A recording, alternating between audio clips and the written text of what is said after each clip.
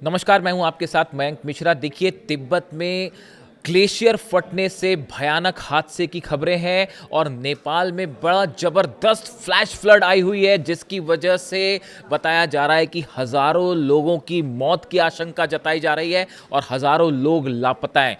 जो तस्वीरें सामने आई हैं, उसे देखने के बाद जो कोई भी ये तस्वीर देखेगा उसकी रूह कांप जाएगी।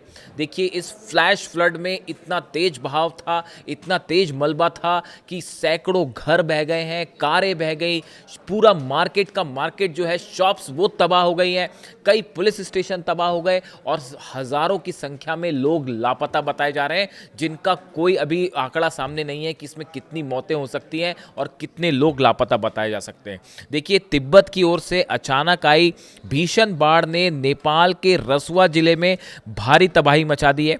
ये जो बाढ़ आई है, ये भोटेकोशी नदी है। अचानक इसमें सैलाब आया और जिससे बाजार और दुकानें सब कुछ बह गई। रसुआ सीमा नाके के कस्टम क्षेत्र को भी जो है वो भयानक नुकसान पहुंचा है। तमाम पुलिस चौकियां जो है वो बह गई। तिब्बत से अचानक आए मौत के सैलाब ने नेपाल में भारी तबाही मचा दी है। रसुआ जिले के तिमोरे में फ्लैश फ्लड के बाद हाहाकार मचा हुआ है और तबाही की डरावनी तस्वीरें सामने आ रही हैं।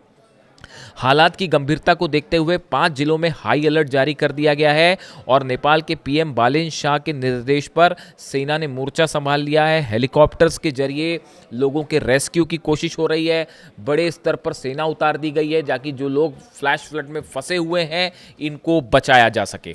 देखिए, रिपोर्ट के मुताबिक बुधवार की सुबह जो है ये हादसा हुआ है और तिब्बत की ओर से अचानक जो है वो ये सैलाब आया, भयंकर सैलाब आया और बिना कुछ चंद सेकंड के अंतर इसने जो है वो बड़ी संख्या में लोगों को अपनी चपेट में ले लिया।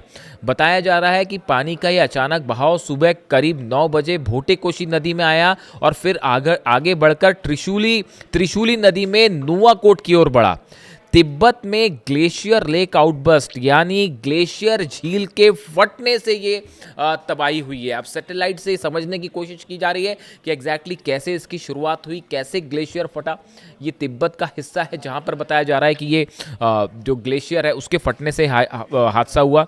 हाइड्रोलॉजी और मौसम विभाग स्थानीय प्रशासनिक कार्यालयों के साथ मिलकर चीनी अधिकारियों से संपर्क में है और घटना के जो ओरिजिनेट कैसे हुई, घटना का जो ओरिजिनेट पॉइंट क्या है, उसका पता लगाया जा रहा है। इस बीच रसुआ, नोवाकोट, धादेंग, गोरखा और चितवन में नदी के किनारे वाले इलाकों में को हाई रिस्क घोषित कर दिया गया है। यहाँ से लोगों को हटने के लिए बोल दिया गया है। देखिए, ये जिस तरह से फ्लैश फ्लड आया, इसकी जो तस्वीरें सामने आई हैं वो इतनी भयानक तस्वीरें हैं कि लोग अपने घरों में थे, लोगों को बचने का, भागने का मौका ही नहीं मिला। और ये जो तस्वीरें मैंने देखी हैं, ये ऐसी तस्वीरें हैं जो आपको शायद ही कभी देखने को मिले। इतना भयानक सैलाब और ग्लेशियर फटने से ऐसी तबाही, जिसमें अब देखिए कितने लोग लापता हैं और ये भारत के भी बेहद करीब है। इसका पानी जो है, जो सैलाब का पानी क्या भारत में भी एंटर करेगा, इस बारे में अभी साफ जानकारी नहीं है।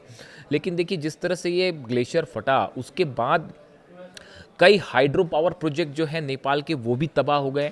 यानी बड़ा नुकसान हुआ है हाइड्रो पावर प्रोजेक्ट को, ऐसा बताया जा रहा है। और लोग अपने घरों में थे, दफ्तरों में थे, स्कूलों में थे और ये इतनी तेज फ्लैश फ्लड आई कि लोगों को बचने का और भागने का समय नहीं मिला। और